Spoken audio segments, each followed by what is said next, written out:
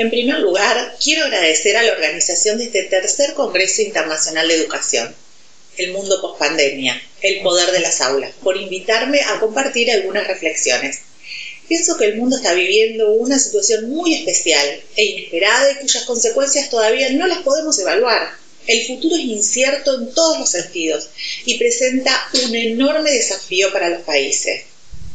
La educación no es ajena a este contexto y ha debido adecuarse a las condiciones que la pandemia del COVID-19 nos impuso a todas y a todos, el aislamiento social o la cuarentena. Esto significó un enorme desafío para los sistemas educativos de todos los países que debieron adecuarse a esta nueva realidad.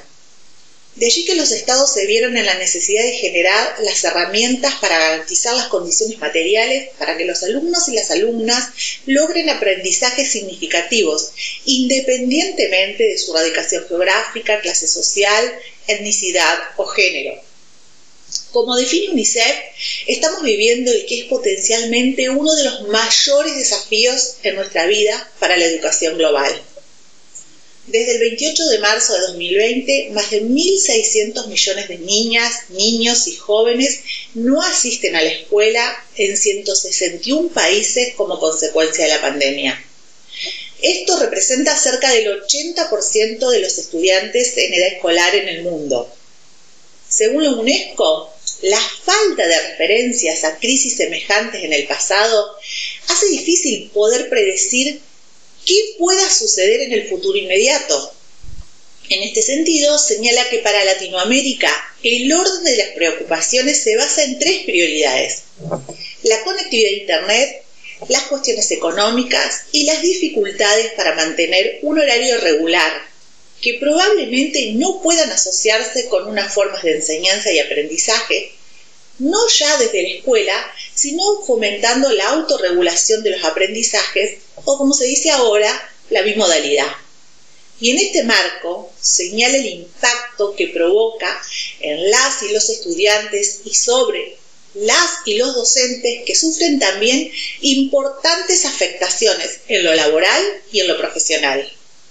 El impacto más evidente sobre los docentes está siendo la expectativa, cuando no la exigencia de la continuidad de la actividad docente bajo la modalidad virtual, aún con pocos recursos materiales y de conocimientos o habilidades para trabajar bajo esa forma. Coincido con el director de la educación de OCDE y máximo responsable del informe PISA, quien cree que la mayor consecuencia del cierre de las aulas por el coronavirus es la desaparición durante meses del mayor igualador social que es la escuela. Y de ahí plantea que los sistemas educativos deben encontrar la forma de redoblar sus esfuerzos y analizar cómo pueden los alumnos con menos acceso al mundo digital seguir aprendiendo desde su casa. En el caso de nuestro país, y con este objetivo, aprobamos en el marco de las sesiones virtuales del Congreso Nacional la Ley de Educación a Distancia, que modificó el artículo 109 de la Ley de Educación Nacional para permitir la enseñanza a distancia de los menores de 18 años.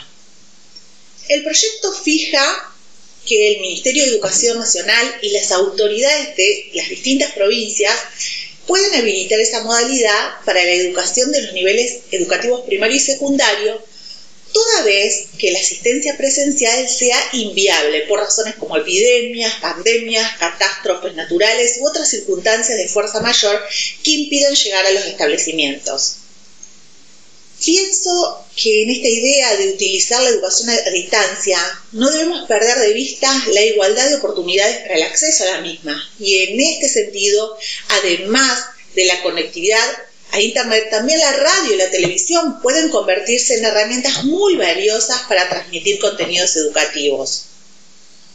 Además, la ventaja que tenemos hoy en día es que a través de las redes sociales, WhatsApp, SMS, los ministerios de educación pueden comunicarse de manera directa con los padres y los maestros y proporcionar pautas, sugerencias y estructura para el proceso de aprendizaje, utilizando contenidos entregados por radio o televisión.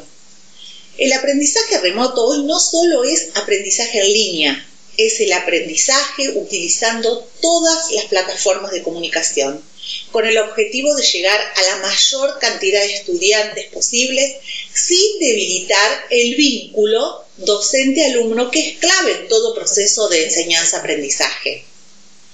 La creatividad, la apertura hacia métodos alternativos o complementarios en términos de educación es fundamental para el futuro.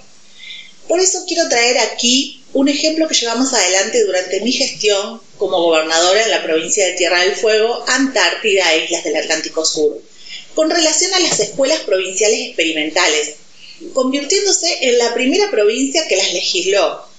Para ello promoví la Ley Provincial número 1253, que fue aprobada por la legislatura en diciembre del año 2018, por medio de la cual se reconoció a este tipo de escuelas, así como los derechos de los docentes en el marco de la educación pública provincial.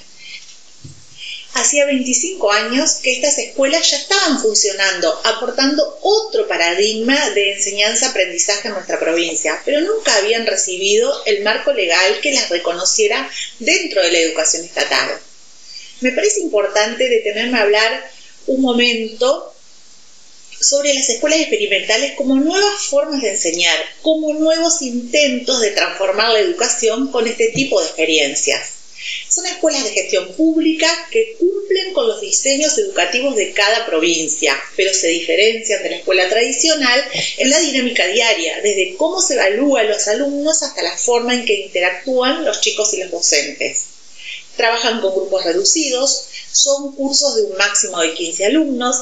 En los establecimientos no están las aulas convencionales, ni siquiera los pupitres. Son salones amplios, los chicos se sientan en ronda en unos almohadones o alfombritas que se encuentran en el piso y el docente guía las clases. Pese a las particularidades en el modo de enseñar, las escuelas experimentales se adecúan a los programas que plantea el Ministerio de Educación Provincial. Es decir, dan los mismos contenidos que las escuelas convencionales. La forma de evaluar también es muy distinta. No toman exámenes, tampoco reciben notas numéricas, los chicos solo reciben la calificación de aprobado o de desaprobado. Quienes desaprueban no repiten de grado, sino que vuelven a hacer la materia con otro grupo de alumnos. En los grupos, entonces, terminan conviviendo estudiantes de distintas edades. Es interesante señalar que la modalidad de nombramiento de los docentes también es particular y difiere del proceso tradicional. Los maestros de estas escuelas son designados por los demás docentes de la institución. Vale la pena destacar que más allá de que fueron legisladas durante mi gestión, la ONG CIPEC llevó adelante un estudio sobre estas escuelas hace más o menos unos 15 años en Tierra del Fuego, y entre otros aspectos sostuvo en su informe que las escuelas experimentales demuestran que han sido capaces de impulsar y sostener en el tiempo un proyecto de educación alternativo al tradicional con características organizacionales, pedagógicas y comunitarias singulares, que muestran grandes señales de éxitos y logros educativos, especialmente a partir de la aceptación y creciente aprobación de las madres y de los padres que decidieron enviar a sus hijos a ellas. La gran demanda de vacantes, así como los elogios que puntualizaron los padres entrevistados, son pruebas claras del alto nivel de conformidad de las familias con las escuelas. En las únicas medidas de comparación con el resto del sistema educativo provincial, el Operativo Nacional de Evaluación de la Calidad, las escuelas experimentales demuestran en promedio mejores logros en el rendimiento de sus alumnos.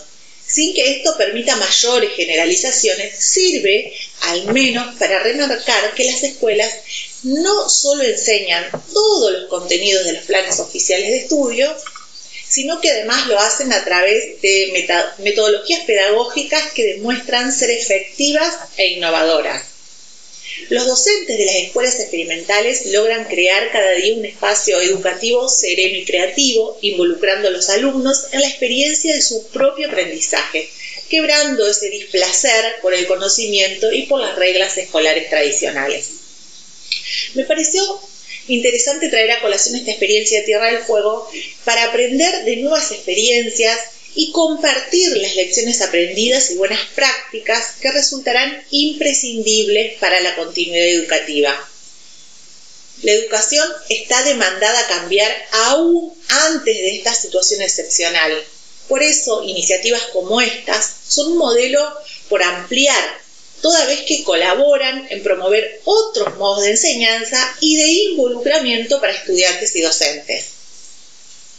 En un mundo basado en el conocimiento, necesitamos preparar a nuestros chicos, chicas y jóvenes en las habilidades cognitivas para el siglo XXI. La transformación educativa necesita de estilos de enseñanza que sean dinámicos y flexibles, que se ajusten a las necesidades y desafíos presentes y futuros. Desarrollar la capacidad de aprender a aprender, aprender a hacer, lo cual es fundamental en la enseñanza, y habilidades como la lectoescritura y el pensamiento lógico-matemático, la resolución de problemas junto al desarrollo de la creatividad, la empatía y la curiosidad, la construcción de un proyecto de vida para propiciar las perspectivas futuras, los cuales deben ser objetivos prioritarios en la agenda educativa. Debemos prepararnos ya para vivir en este nuevo mundo. En momentos difíciles como el que estamos atravesando, la igualdad de oportunidades y la innovación educativa son la clave para avanzar en la justicia social. Los recursos cognitivos y emocionales que permiten hacer frente a nuevos y complejos desafíos y desarrollar el potencial de cada persona harán la diferencia entre las naciones dispuestas a crecer desde la inclusión de todas y todos. Necesitamos acompañarlos a los y las estudiantes para que puedan adquirir habilidades y conocimientos para conseguir y desarrollarse en empleos que todavía no se han creado, ya que las nuevas tecnologías también generarán nuevas formas de trabajo. Muchas de estas habilidades son ya imprescindibles en la actualidad, mientras otras van ganando terreno. Esto debe impulsarnos a todos los sectores que intervenimos en la gestión educativa, ya sea desde la política pública como desde la gestión privada, a pensar los cambios urgentes que necesitamos en los procesos de formación de las personas y las comunidades. Por ejemplo, el conocimiento enciclopédico ya no resulta suficiente, por eso son necesarias nuevas habilidades, porque hoy, como nunca antes, la información está más disponible y accesible a través de los medios virtuales o audiovisuales. Pienso que los trabajos del futuro para los que tenemos que formar a nuestros estudiantes valorarán la resiliencia y la capacidad de adaptarse a contextos cambiantes junto con aquellas habilidades que nos hacen humanos, aquellos que la tecnología no puede y difícilmente puede algún día imitar o reemplazar, y que nos permiten aprender y funcionar en distintos escenarios. Se trata entonces de formar en habilidades como la capacidad de resolver problemas complejos, es decir, encontrar respuestas novedosas a situaciones difíciles, la creatividad, que será esencial y por eso los roles que la requieran no podrán ser fácilmente reemplazados. A pensar críticamente, observar y reflexionar, a tomar decisiones que tengan en cuenta las consecuencias a corto y a largo plazo de las acciones será sumamente valorado, así como la negociación y con ella la flexibilidad cognitiva, es decir, la capacidad de adaptar nuestra conducta a escenarios cambiantes. El contacto entre las personas también será insustituible. En ese sentido, las habilidades emocionales y sociales son esenciales para la supervivencia y para el bienestar, y estas no pueden ser trasladadas a un robot ni a una computadora.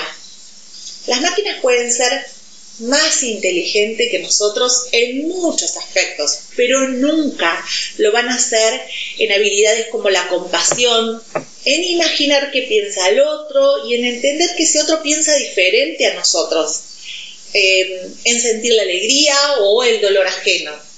La empatía, ponerse en el lugar del otro, continuará siendo una cualidad esencial. La capacidad de trabajar en equipos y de interactuar con otras personas, de comprender cómo se sienten y qué es lo que saben los demás, y la consolidación de los vínculos o lazos sociales, propósito fundamental para el trabajo del siglo XXI. Y en este contexto, Las maestras y los maestros serán irreemplazables y tienen que ejercer cada vez más ese rol primordial, que es el de inspirar, motivar, formar a las próximas generaciones, no solo en estas habilidades necesarias, sino también en los valores esenciales para vivir en sociedad. Como en este tiempo de cuarentena y de aislamiento se ha verificado, las computadoras no pueden sustituir el valor del vínculo y la interacción entre quienes aprenden y quienes enseñan, porque existe un componente social y emocional muy fuerte ligado a cómo procesamos la información, a cómo memorizamos, a cómo aprendemos. Las capacidades humanas son y seguirán siendo irreemplazables, pero las tecnologías son una enorme ventana de oportunidades para aprender y compartir nuestro aprendizaje. El gran desafío que tienen los gobiernos y los que de una u otra forma tenemos responsabilidades en la elaboración e implementación de la política pública es que debemos pensar en todo momento en igualar las oportunidades de educarse para todos los chicos en un contexto en el cual desconocemos las consecuencias que pueden traer los aspectos psicológicos, sociales y vinculares de esta pandemia. Es algo nunca vivido y habrá que promover espacios para que se pueda hablar sobre lo vivido en este tiempo con niños, niñas y adolescentes, jóvenes y docentes al volver a las aulas. Pienso que el desafío actual es reducir al máximo el impacto negativo que esta pandemia tendrá en el aprendizaje y la educación. A medida que los sistemas educativos hacen frente a esta crisis, también deben planificar cómo recuperarse y la necesidad de asegurar que todos los niños y niñas tengan las mismas posibilidades de recibir una educación de calidad, tratando de reponer lo que en este tiempo no pudo garantizarse a pesar del esfuerzo de todos y todas. Miren, conozco desde hace muchos años al ministro Nicolás Trota y sé su compromiso y dedicación en este sentido. Ha buscado permanentemente articular con las provincias en todos los aspectos, incluso hasta en el reciente protocolo de vuelta a clases que fue consensuado con todos los ministerios provinciales. Hecho que es difícil porque no todas las provincias se encuentran en la misma fase de la pandemia. Me pareció interesante traer a la conferencia el marco de referencia para el día después con estrategias y medidas recomendadas por la UNESCO, que establece una serie de etapas. Primero, continuar a pesar de la crisis sanitaria, garantizando la prestación del servicio en ausencia de posibilidades de presenciabilidad y, por tanto, la continuidad pedagógica a distancia. Segundo, reabrir, es decir, facilitar la reapertura de las escuelas con las limitaciones que establezcan las autoridades sanitarias para reanudar las actividades pedagógicas presenciales. Esta es la fase en la que la mayoría de los actores sitúan el horizonte deseable. 3. Recuperar, por medio de estrategias compensatorias y niveladoras de las interrupciones y discontinuidades en los aprendizajes, pensando particularmente en los estudiantes más vulnerables, que se hayan encontrado en condiciones difíciles para la continuidad pedagógica. Hay muchas experiencias disponibles en el sistema para grados de aceleración, de nivelación y de recursos pedagógicos que acercan otros modos de trabajo. 4. Rediseñar los procesos de enseñanza y aprendizaje con vistas a la combinación de actividades presenciales y no presenciales, lo que actualmente se nombra como bimodalidad, considerando que sobre todo en los grandes centros urbanos no será posible volver a la presencialidad como se conocía, ni a la asistencia de todas los y las estudiantes.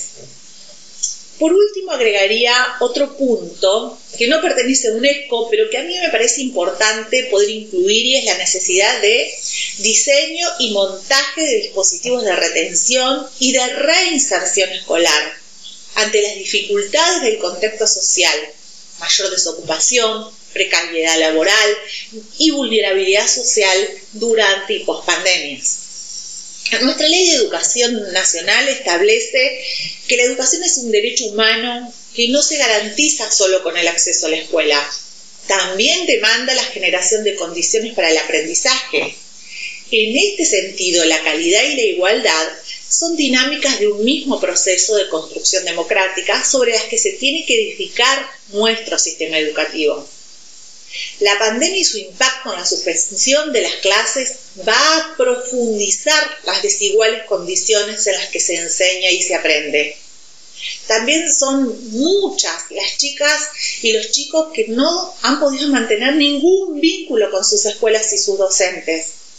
Frente a ello, el Ministerio de Educación de la Nación llevará a cabo un relevamiento de la matrícula en el retorno a las escuelas para establecer con precisión si se han producido abandonos en la escolaridad durante este periodo.